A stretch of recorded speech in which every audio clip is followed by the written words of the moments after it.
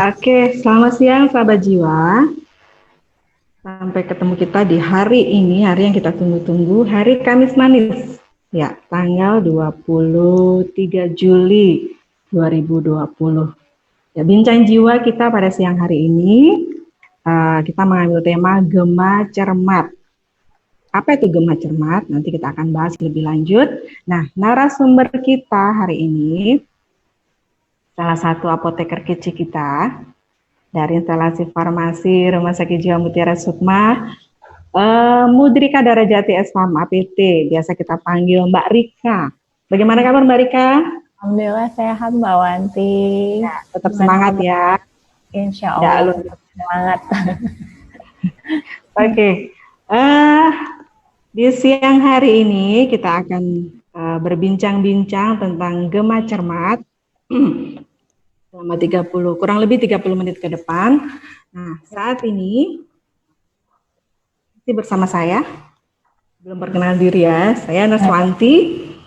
Ya, apa itu Gema Cermat? Kita akan bahas sekarang Mbak Rika ya. Apa sih sebenarnya Gema Cermat itu Mbak Rika? Boleh dijelaskan? Oh ya, oke. Makasih ya Mbak Wanti ya, dan selamat siang ya, ini udah mulai siang ya, kepada sahabat jiwa ya panggilannya nih ya. Ya, sahabat jiwa. Oke, pada sahabat jiwa yang sekarang lagi menyaksikan acara bincang jiwa kami, terima kasih. Langsung aja deh Mbak ya, biar cepat. Jadi, apa itu Gema Cermat? Jadi ini sebetulnya merupakan salah satu program dari Kementerian Kesehatan. Jadi ini yang menjadi brandingnya adalah kami, teman-teman apoteker. Jadi yang praktek di layanan kefarmasian. Jadi ini adalah Gema Cermat ini singkatan dari Gerakan Masyarakat Cerdas Menggunakan Obat. Dengan gerakan ini atau dengan rangkaian kegiatan ini diharapkan dapat membangun, pertama adalah salah satunya adalah kepedulian dari masyarakat. Kemudian juga pemahaman bagaimana cara menggunakan obat dan terampil supaya masyarakat ketika menggunakan obat mereka bisa menggunakan obat dengan baik dan benar. Sebenarnya seperti itu. Jadi rangkaian kegiatan Mbak Wanti dan kegiatannya ada beberapa program di sana. Gitu. Oh iya. Gema Cermat, Gerakan Masyarakat Cerdas Menggunakan Obat. Ya. Ya, sebelum kita bahas lebih lanjut tentang menggunakan obat ini Mbak, kan kita perlu perkenalan dulu ini, kenalan obat itu seperti apa. Nah, untuk sediaan obat, mungkin ya untuk pertama ya, seperti apa bentuk-bentuknya? Oh ya, oke. Jadi kalau sediaan obat, pasti udah banyak yang tahu ya. Jadi sediaan obat, jadi beberapa sediaan obat yang bisa kita beli langsung di apotek tanpa resep dokter ada gitu. Tapi ada yang harus kita memang beli dengan resep dokter. Jadi mulai ada sediaan cair, sediaan sirup, kemudian ada sediaan padat seperti obat-obat tablet, kapsul, serbuk puyer. Kemudian ada sediaan kalau di kami nyebutnya semi solid. Jadi kayak salep, krim jadi setengah-setengah padat, setengah-setengah lembek gitu ya. Yang biasa dipakai untuk digunakan di luar, untuk di kulit. Kemudian juga ada sediaan dalam bentuk vagina atau suppositoria. Nah, kalau ini sangat disarankan ketika mendapatkan obat ini sebagai pasien maupun keluarga pasien untuk bertanya bagaimana cara menggunakannya. Karena kalau untuk obat-obat yang vagina dan suppositoria, maka itu ada caranya bagaimana menggunakannya dengan baik dan benar. Karena dia harus dimasukkan lewat anus atau lewat vagina. Kemudian ada obat-obat dalam bentuk injeksi juga ada. Jadi itu yang bentuk cair ya.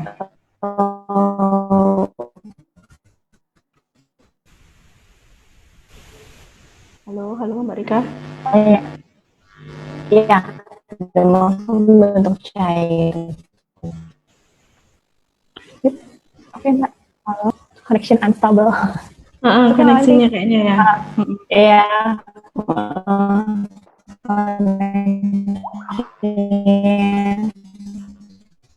Lagi nggak stabil. Halo. Ya, lagi nggak stabil koneksinya. Halo, Oke. Wanti. Iya, lanjut. Ya. Oke, itu aja udah tentang sediaan Mbak Wanti. Dari padat, cair, cair dan semi padat. salinan. Ya. Oke, itu dari sediaan obat. Sekarang dari golongan mungkin Mbak Rika ya. Golongan obat biasanya kan ada orang bilang oh, ini obat paten, ini obat generik. Itu gimana sih maksudnya Mbak Rika? Oh ya, ya ini agak berbeda sebetulnya ya maksudnya paten. Biasanya salah kaprahnya adalah di paten dan merek.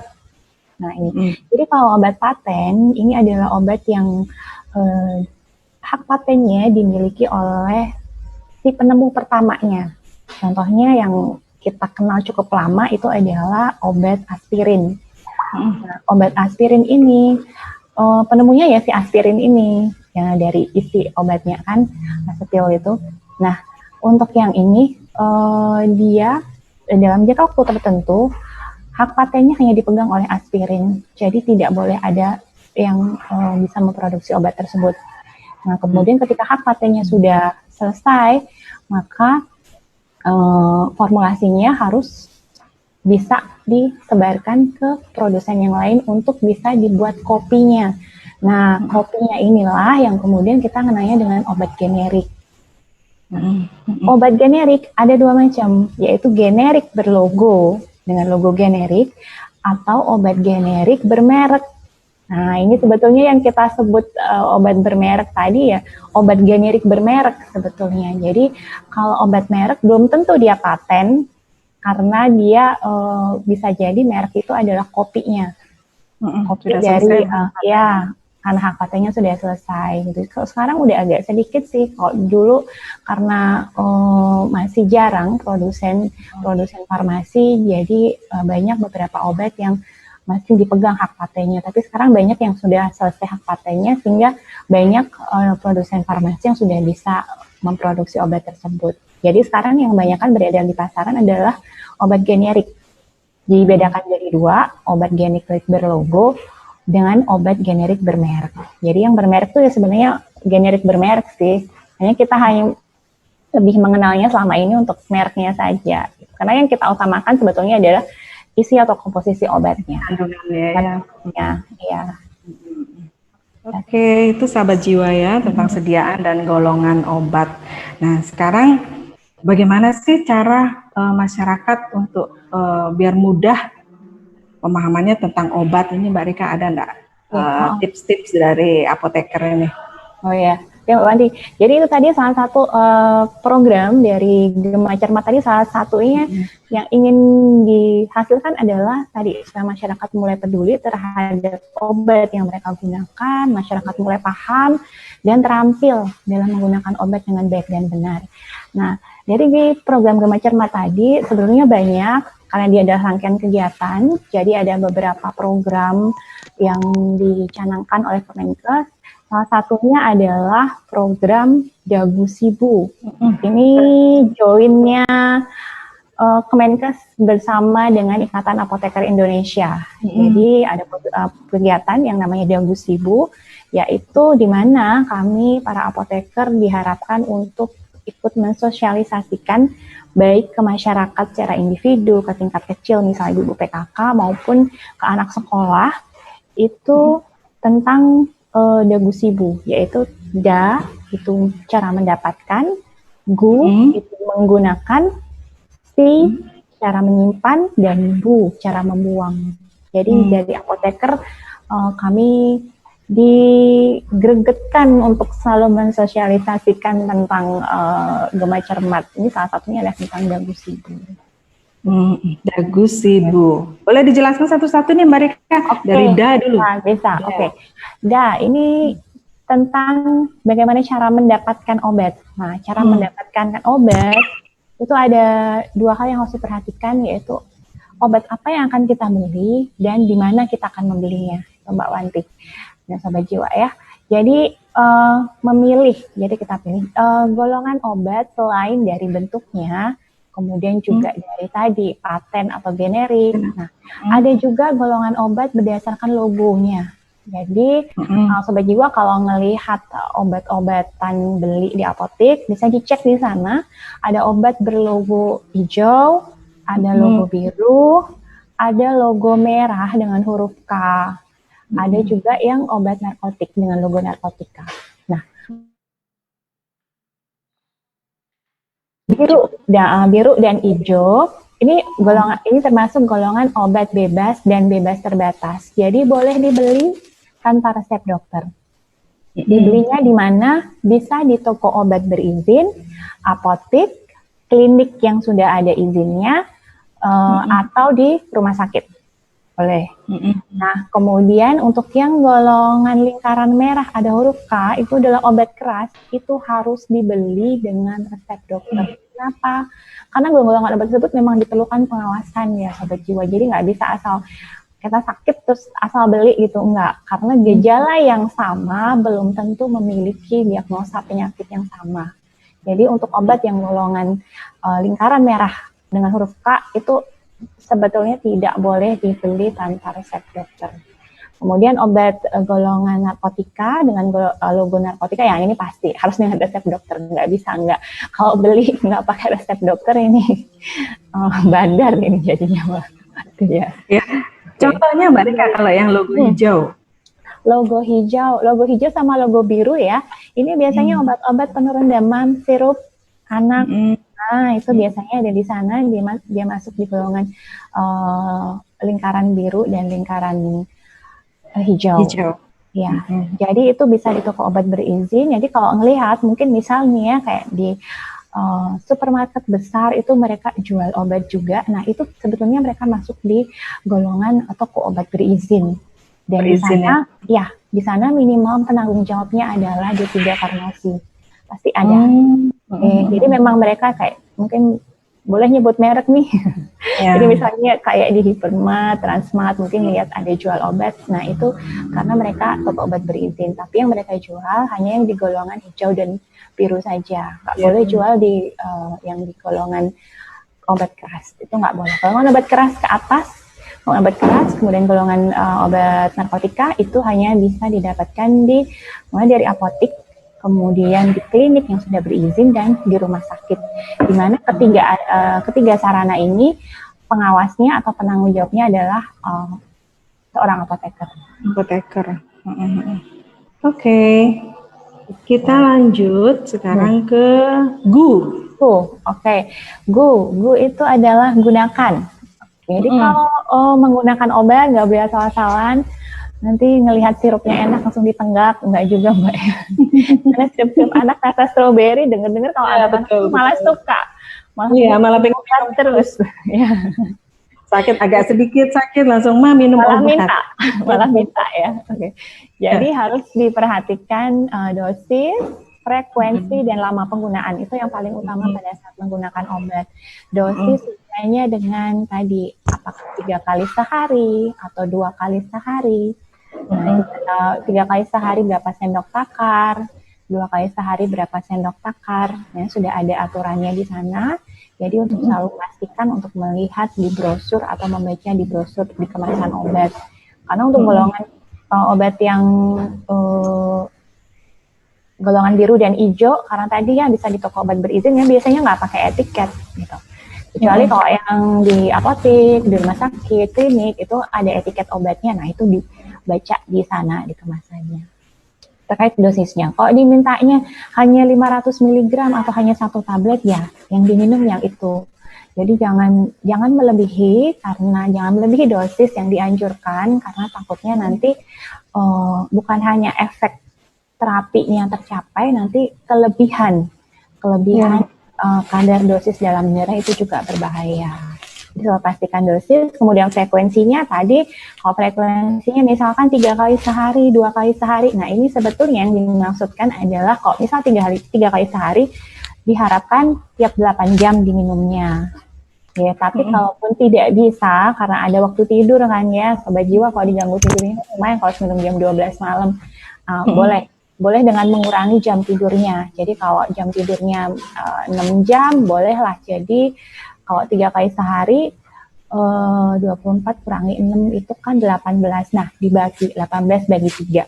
Oke, berarti tiap 6 jam. Tidak apa-apa. Jadi supaya tidak mengganggu kualitas tidurnya juga.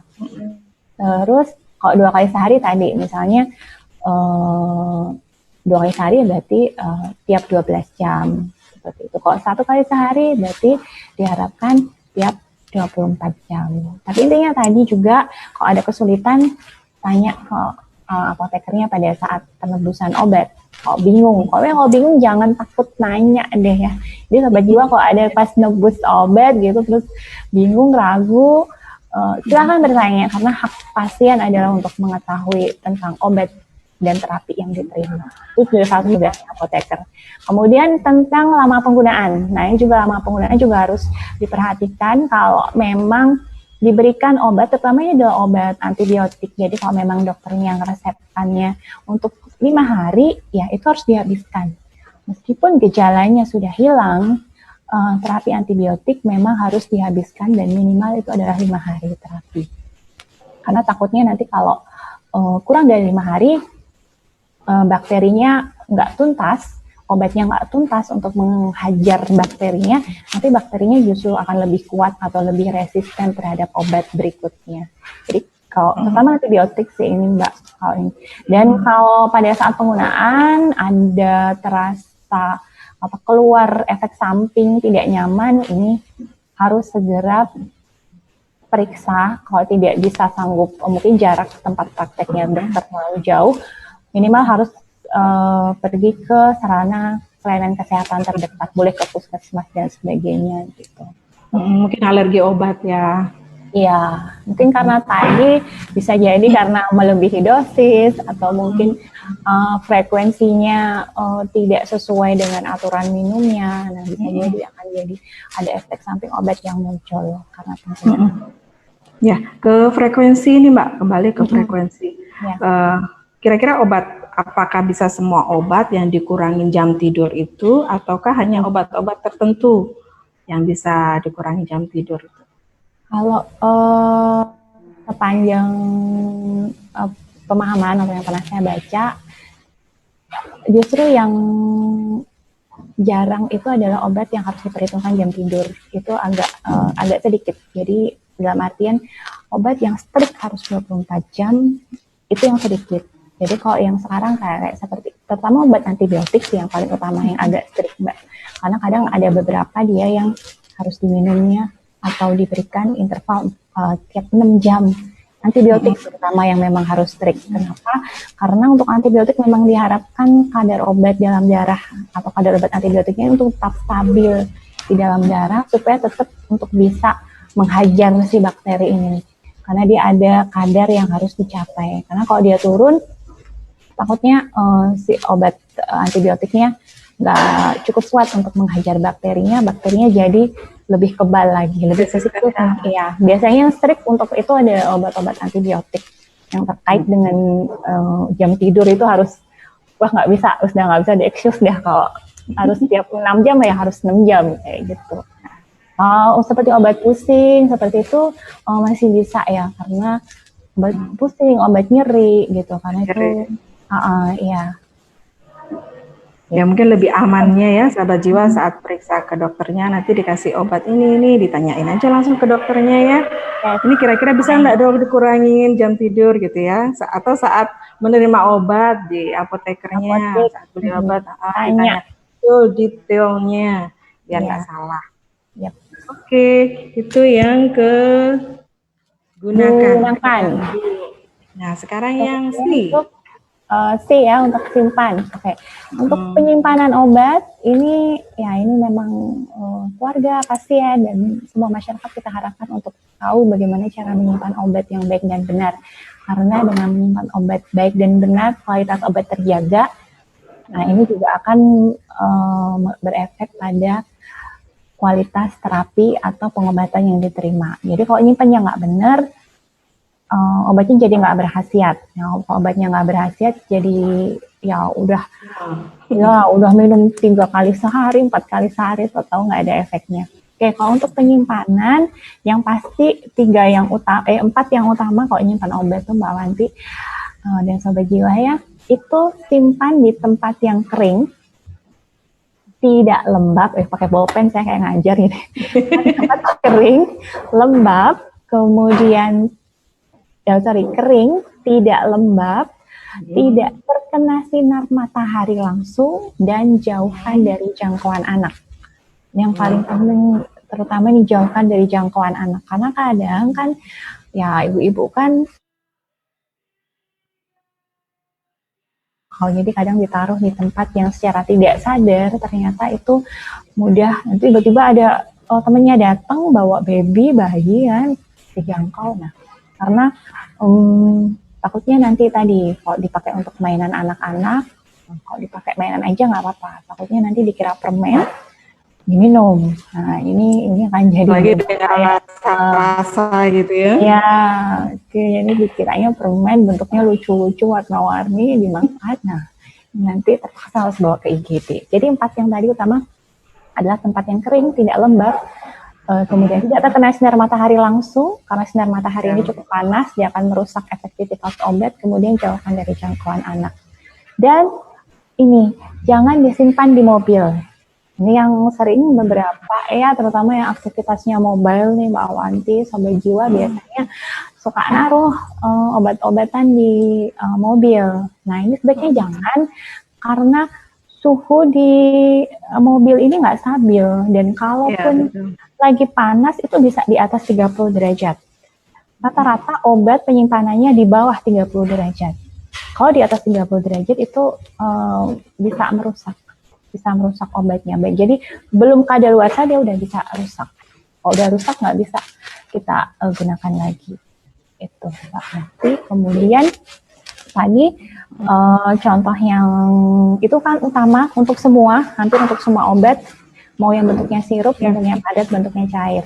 Nah, sekarang kalau yang bentuknya sirup itu tidak harus disimpan di kulkas, kecuali memang diinstruksikan seperti itu.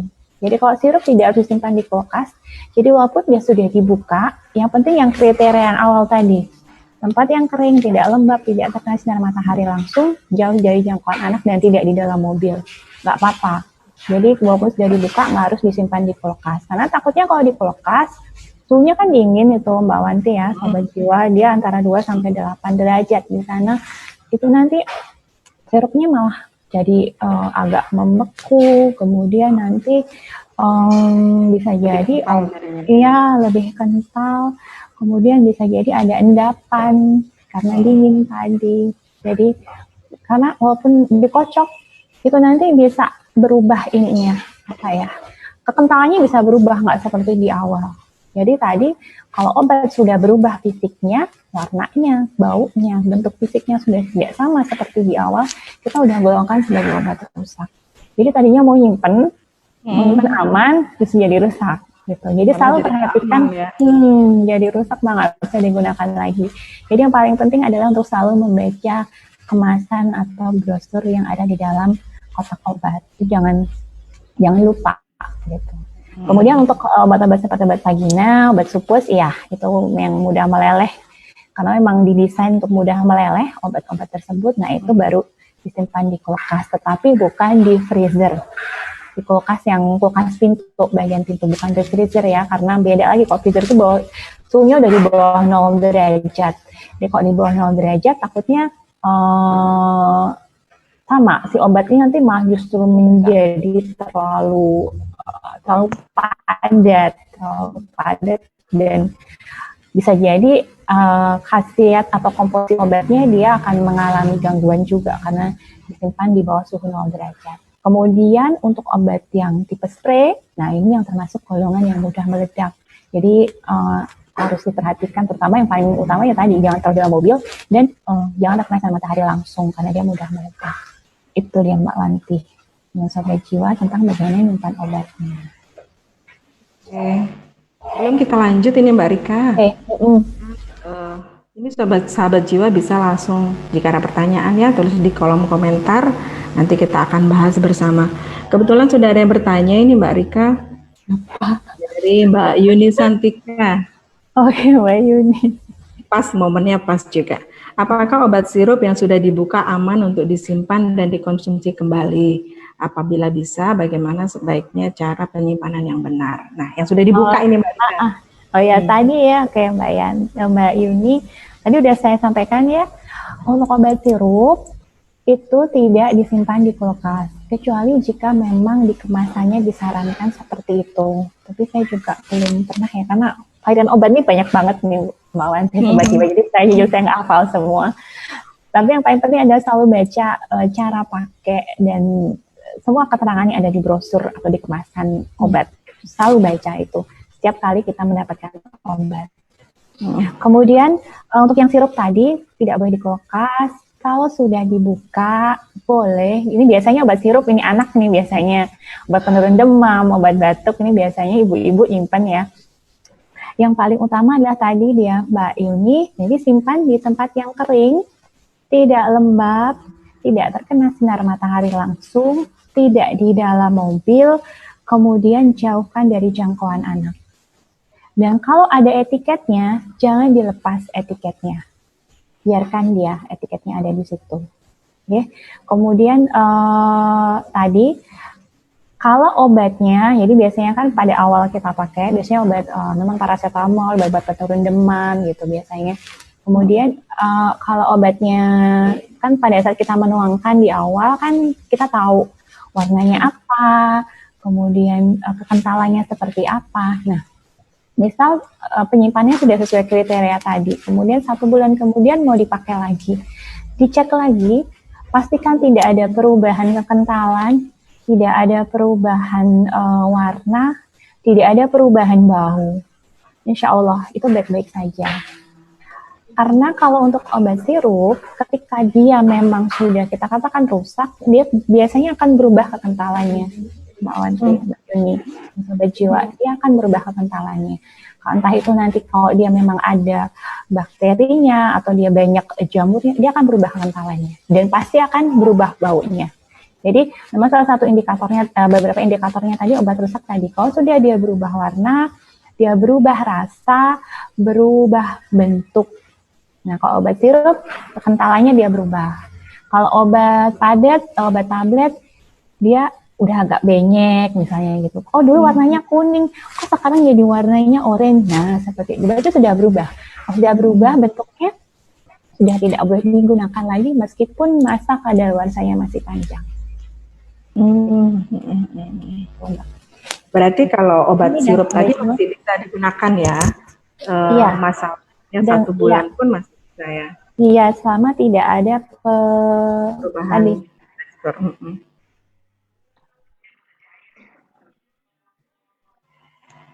Halo, kok hilang?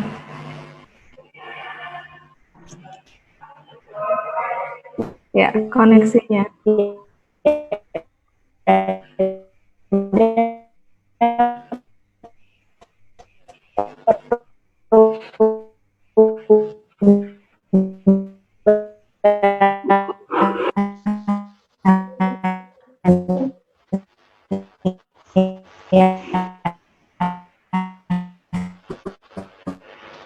Bentar, koneksinya tidak stabil nih.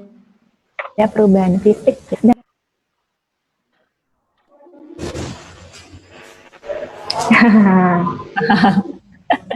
Ya tadi enggak dengar. Coba bisa diulang Mbak Rika, tadi enggak sempat banyak hilang. Oh iya, yang obat sirup ya? Yang obat sirup tadi ya, Mbak Wan? Oke. Jadi kalau yang obat sirup tadi Mbak Yuni ya, untuk obat sirup walaupun sudah dibuka, selalu simpan di tempat kering, tidak terkena sinar matahari langsung, tidak lembab, jauh dari jangkauan anak, tidak di dalam mobil. Nah, kalau disimpan di tempat seperti itu, insya Allah dia masih bisa dipakai selama. Tadi jadi itulah kita harus mengenali obat ya. Jadi pas awal mungkin misalnya obat sirupnya Mbak Yuni pas menuangkan untuk putranya, udah ngeliat nih warnanya, oh dia ternyata warnanya agak-agak pink gitu. Nah kemudian katakanlah 1 bulan kemudian lagi demam lagi, mau dikasih obat penurun sirup penurun panas lagi, pas dituang tiba-tiba warnanya jadi pink tua. Misalnya tadi pas awal tuh pink muda, kok jadi pink tua, kok sudah berubah warnanya. Maka ini obatnya sudah rusak.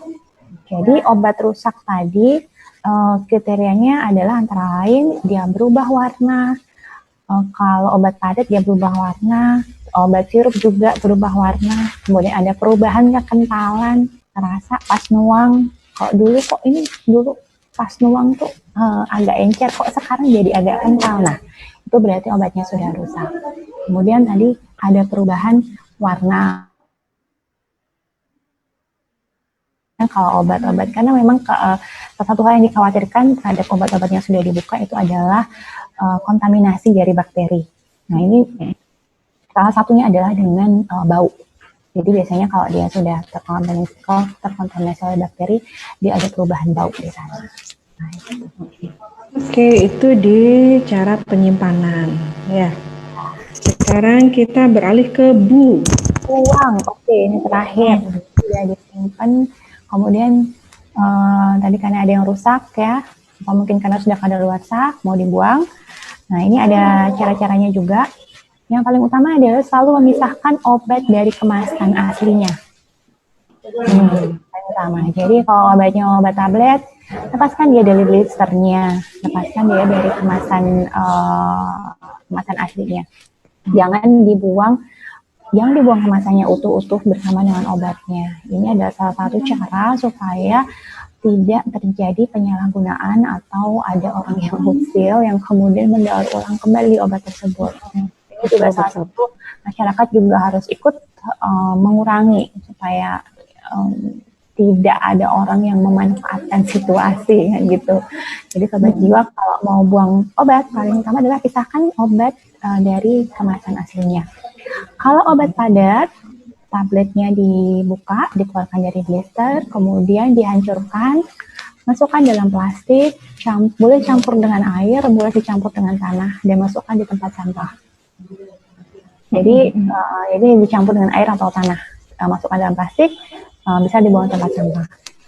Kalau dia obat cair, obat sirup, sama.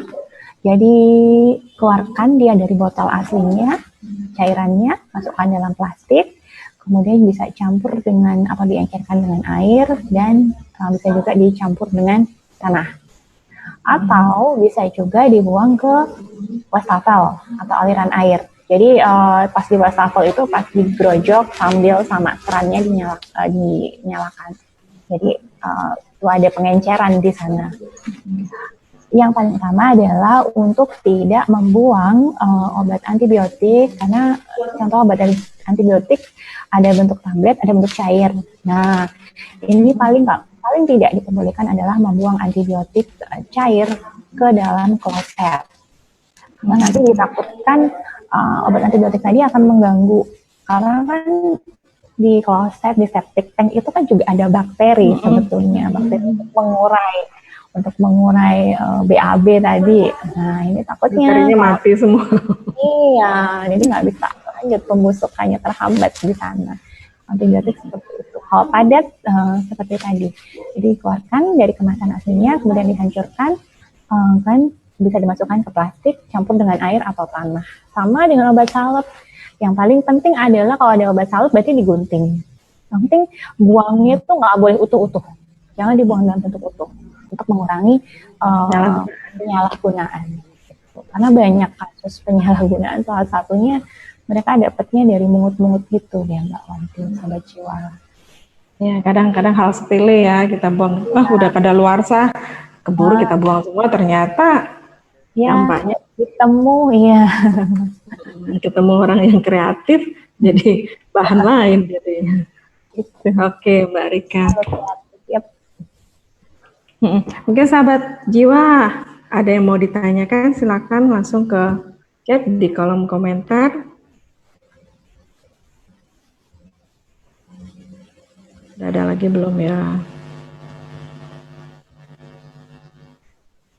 Oke, mungkin yang kita bahas sekarang saat kita kembali ke ini Mbak Rika, saat kita terima obat, kadang kan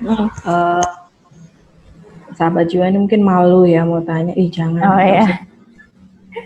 Nanti dikira orang gaptek, dikira beko, orang kampungan, masa obat gini aja saya nanya. Sebenarnya kan itu untuk hak sendiri ya, hak pasien sendiri untuk menerima informasi itu. Bagaimana Mbak Rika?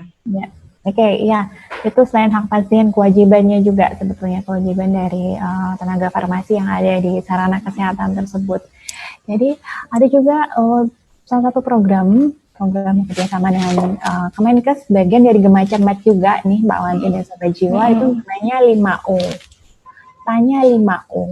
Jadi 5O. Ya, tanya 5O. Jadi O-nya itu O-nya itu obat semua sih. Jadi obat ini komposisinya apa? Jadi komposisi pertama ya. Iya, pertama komposisinya apa. Jadi boleh tanya ke apotekernya pas dikasih obat, nanya boleh banget, tidak dilarang. Karena biasanya memang sudah dijelaskan, biasanya ini Bapak Ibu obatnya ini diminum sekian, nanya lagi juga nggak apa-apa. Intinya adalah dari 5O ini adalah diharapkan pemahaman masyarakat terhadap obat yang akan dia gunakan, sehingga dia tahu, saya minum ini tuh buat apa sih sebetulnya. Jadi 5O pertama adalah komposisinya, kemudian O yang kedua adalah khasiatnya. Jadi boleh nanti kok saya habis minum obat DM, nanti habis saya minum obat Metformin ini terus kenapa sama penyakit saya? Boleh silahkan tanya. Itu adalah hak dari pasien dan kewajiban dari apoteker tersebut untuk bisa menjelaskan. Karena udah kuliah juga, jadi bisa menjelaskan. Itu tanggung jawab profesi. Kemudian O yang ketiga adalah berapa dosisnya. Boleh ditanya, ya ini berapa yang boleh saya minum? Mungkin ada pasien yang kalau saya obat nyeri, kalau saya nyeri sekali, karena biasanya obat nyeri, contohnya misalnya obat nyeri nih, Mbak Wanti sama Sobat Jiwa, obat nyeri itu biasanya di aturan minumnya itu adalah, contoh, ada yang 2 kali sehari bila nyeri. Kadang ada kemudian pasien yang mungkin ingin bertanya, nanti kalau saya nyeri banget, boleh nggak 3 kali sehari? Gitu, seperti itu. Kalau kami biasanya edukasinya adalah, karena saran dari dokter adalah 2 kali sehari, walaupun terkadang obat tersebut boleh digunakan 3 kali sehari, tapi kalau memang nyerinya ternyata membutuhkan lebih dari yang diresepkan, lebih baik periksa lagi. Karena kok nyerinya ini harusnya cukup dengan 2 kali sehari, kok sampai 3 kali, 4 kali kok nyerinya nggak hilang-hilang. Nah itu justru harus periksa kembali ke dokternya. Lagi ya. Bukan komplain ke apotekernya ya. Karena sudah sesuai dengan etiket obatnya. Iya, sesuai dengan resep dokternya. Walaupun sudah kadang ada beberapa obat nyeri yang bisa sampai 3 kali sehari boleh. Jadi ada dosis maksimum istilahnya dia, Mbak Wanti sama Sobat Jiwa, boleh. Tetapi karena tadi kami juga ada peran untuk memberikan edukasi kepada masyarakat, kepada pasien, keluarga pasien. Jadi kalau nyerinya butuh obat lebih dari yang diperkirakan, atau yang sudah diduga, atau yang sudah diresepkan, berarti mungkin ada yang perlu dicek kembali. Gitu. Dan penggantian obatnya ya? Ya, mungkin ada jenis obat dari golongan yang sama, mungkin yang ada butuh yang lebih kuat atau sebagainya. Kemudian yang keempat adalah obat ini bagaimana cara menggunakannya. Nah ini obat yang diminum biasa, obat sirup, obat tadet, itu mungkin obat salep, mungkin sudah biasa. Tapi biasanya yang harus butuh penyampaian lebih itu adalah seperti obat suppositoria, obat vagina, itu digunakan di anus dan di bagian vagina. Jadi kalau memang kadang biasanya sudah dapat penjelasan dari dokter, tapi kalau memang butuh penjelasan lebih lanjut, silakan bertanya pada saat menerima obat. Walaupun sebetulnya kewajiban dari tenaga farmasis adalah menyampaikan itu, karena biasanya ketika kami mau edukasi, pasiennya kadang ada yang bilang, udah dikasih tahu sama dokternya, seperti itu. Kan? Jadi kami tetap harus meyakinkan atau menjamin bahwa pasien atau keluarga pasien sudah tahu bagaimana cara menggunakannya. Termasuk juga dengan interval waktunya, frekuensinya, seperti 2 kali sehari, 3 kali sehari, berapa miligram, seperti itu. Kemudian yang terakhir itu adalah obat ini apa efek sampingnya. Nah, karena memang ya namanya obat kimia, jadi memang beberapa ada yang menimbulkan efek samping. Efek samping ini kecil ya, mulai bisa juga karena hanya ruam-ruam saja. Ada yang ya kalau bisa gawat itu bisa anaphylactic shock seperti itu. Tapi biasanya itu obat-obat golongan di rumah sakit sih, jadi memang butuh pengawasan. Tapi kalau seperti obat yang golongan obat golongan logo hijau, logo biru tadi.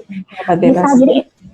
Jadi kalau misalnya setelah minum atau menggunakan ada rasa tidak nyaman, mulai itu kok jadi mual, kok jadi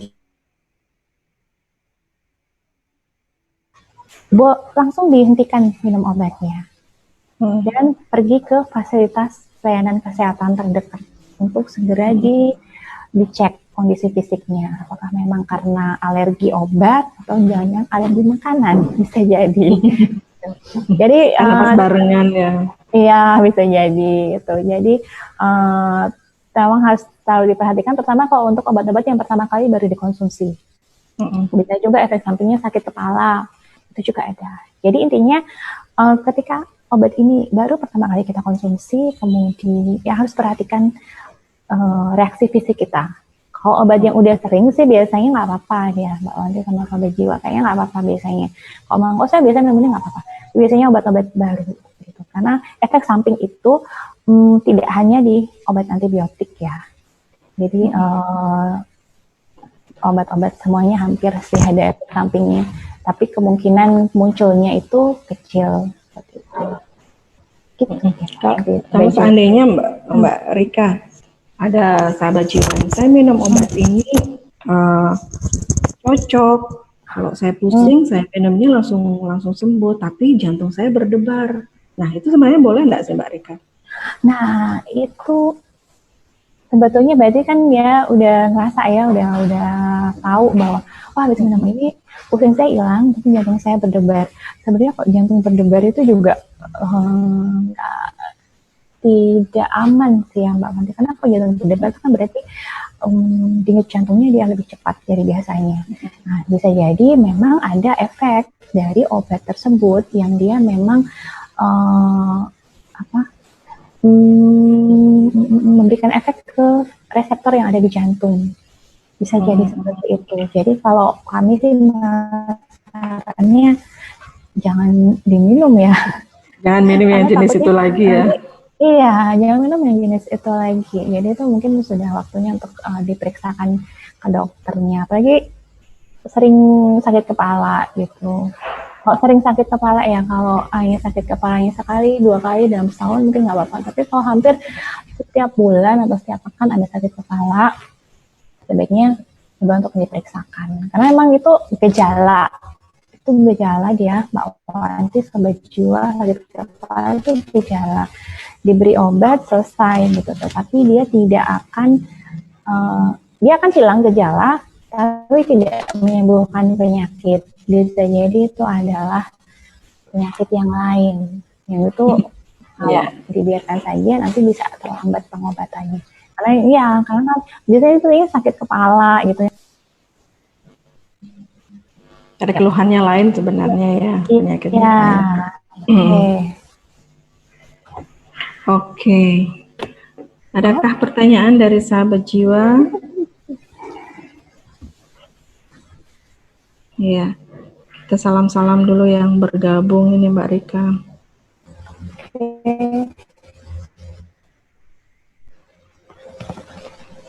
Ada Pak Nengah, ada Dokter Maria, ada Wirya, Mbok Kade. Halo, Pak Nengah.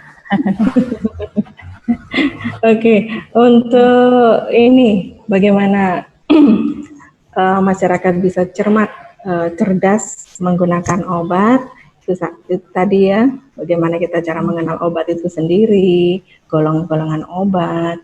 Nah, dengan dagu sibu tadi, bagaimana cara mendapatkan, menggunakan, menyimpannya dan cara membuangnya. Nah, khusus untuk obat-obat ini Mbak Rika yang obat yang golongan antibiotik. Oh ya. Oke. Itu sebenarnya boleh nggak sih kita beli sendiri di apotek itu kita langsung gitu? Nggak boleh. Nggak boleh. Obat antibiotik tidak boleh dibeli tanpa resep dokter. Ini tapi juga masih banyak di apotek gitu ya. Bukan di instalasi saya Mbak Wanti. gitu ya. Bukan di apotek saya nggak buka apotek. Oke. Jadi tetap ini juga sebenarnya program dari Kemenkes juga. Jadi tadi gerakan masyarakat cerdas menggunakan obat ini rangkaian kegiatan. Salah satunya tadi sosialisasi tentang debu-sibu, kemudian tentang 5O. Nah, untuk obat antibiotik kami punya 5T. Oh, iya ada sendiri berarti. Ada sendiri lagi. Jadi memang karena obat-obat ini kan dibutuhkan ya sama masyarakat. Jadi kayak selain makanan, mereka juga untuk konsumsi obat itu memang tanggung jawabnya cukup besar juga sebetulnya buat teman-teman tenaga farmasis untuk bisa menyampaikan informasi yang baik dan benar tentang tadi debu-sibu, bagaimana cara mendapatkan, menggunakan, menyimpan, dan membuang obat. Kemudian paling utamanya adalah 5T. 5T ini sejalan dengan program Kemenkes tentang penggunaan obat antibiotik secara bijak dan rasional. Jadi kalau di rumah sakit itu ada timnya sendiri, tim pencegahan pengendalian resistensi antimikroba. Nah, kalau di masyarakat, caranya kami diminta untuk selalu mensosialisasikan tentang 5T. Nah, apa itu 5T? Nah, kalau tadi O itu obat, kalau TT ini tidak tanya. Jadi yang pertama adalah tidak. Tanya. Jadi 4 tidak, 1 tanya.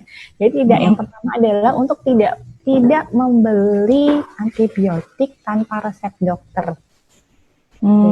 Jadi jangan pernah membeli antibiotik tanpa resep dokter. Karena obat antibiotik tadi itu golongannya adalah golongan, kalau dilihat logonya itu ada golongan merah dengan tanda huruf K.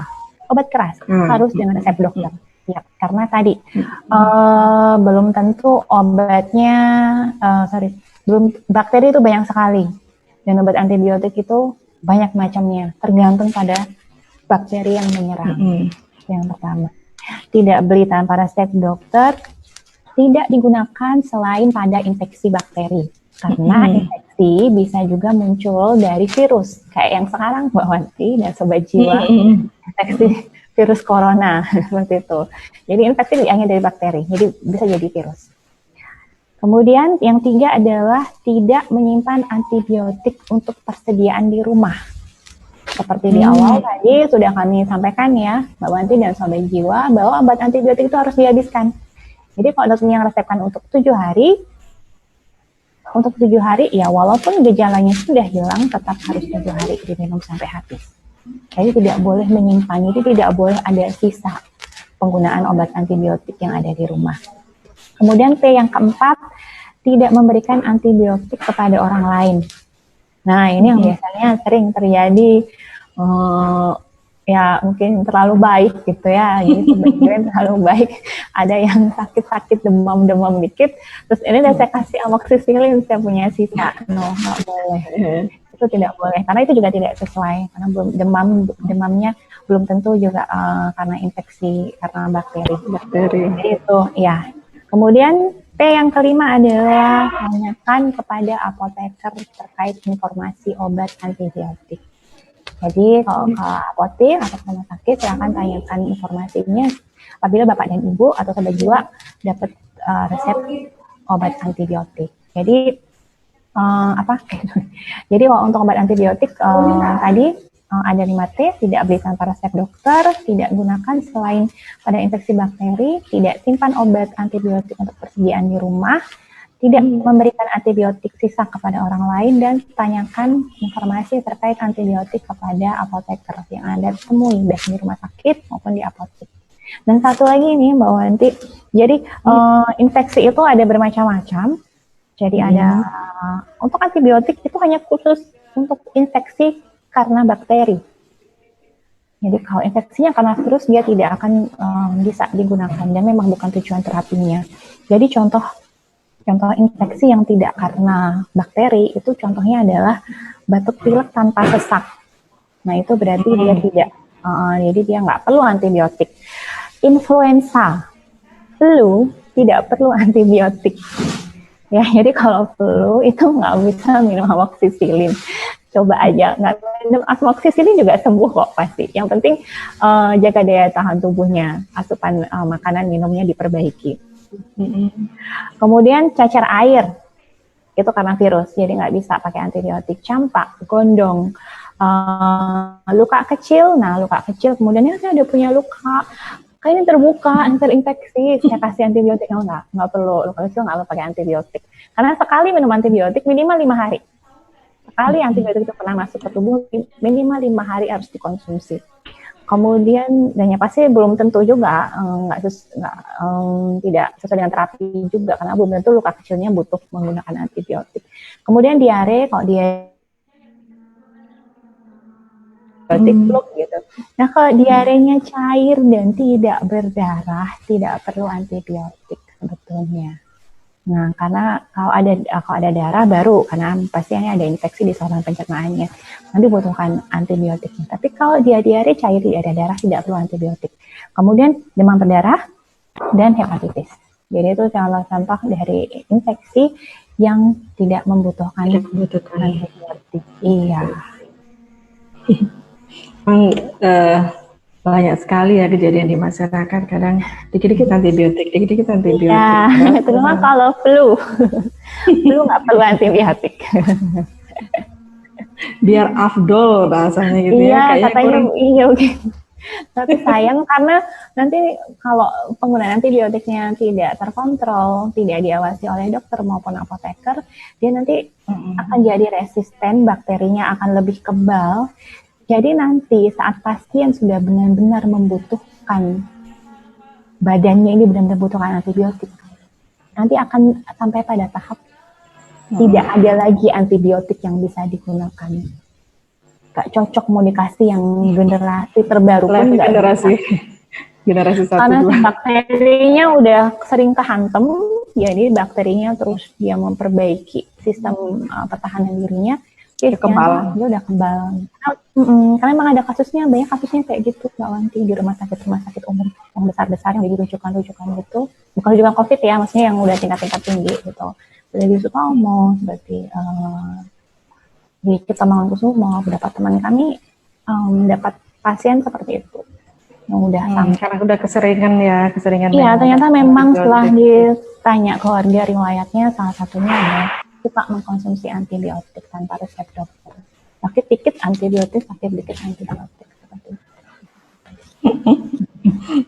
Ya, itu tadi rekan-rekan sahabat jiwa cara menggunakan cerdas menggunakan obat, salah satunya seperti itu.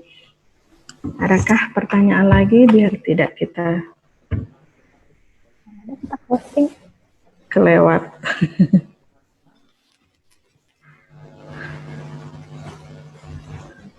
Sepertinya belum ada ya.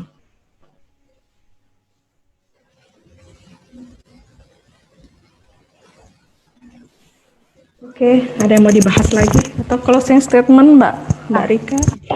Oh ya, oke. Kepada sahabat jiwa semuanya, terkait dengan penggunaan obat, salah satu yang paling harus dicermati oleh masyarakat awam ya, yang bukan tenaga kesehatan, itu minimal tadi, yaitu adalah tentang dabu sibu, yaitu dapat gunakan simpan dan buang. Bagaimana cara mendapatkan, bagaimana cara menggunakan, menyimpan dan membuang obat dengan baik dan benar. Jika Bapak Ibu atau sahabat jiwa ada pertanyaan terkait obat-obat ataupun tadi 5O, 5T atau yang terkait dengan obat, silakan tanya ke apoteker. Apoteker yang ada di apotek, yang ada di klinik berizin maupun yang ada di rumah sakit. Jadi memang sudah tugas dan kewajiban kami untuk bisa menyampaikan informasi obat kepada sahabat jiwa, pada Bapak Ibu. Jadi nggak perlu malu atau merasa takut dikatakan bodoh, tidak. Karena justru dengan sahabat jiwa bertanya, itu menunjukkan Anda peduli dengan diri Anda sendiri dan dengan apa yang akan masuk ke dalam tubuh Anda. Oke. Karena obat itu juga nanti mempengaruhi ya di tubuh kita ya. Ya. Oke, mungkin itu sahabat jiwa. Ya, bincang jiwa kita pada siang hari ini dengan tema Gema Cermat, gerakan masyarakat cermat menggunakan obat. Ya, sampai ketemu pekan depan dengan host dan narasumber yang berbeda. Ya, Selamat siang. Ada 5 ya, Mbak Udah Menteri. Yeay. Ya, selesai tugas saya. Ya, sempat hilang dari koneksi. Udah di close belum ya sama Sian? Ya.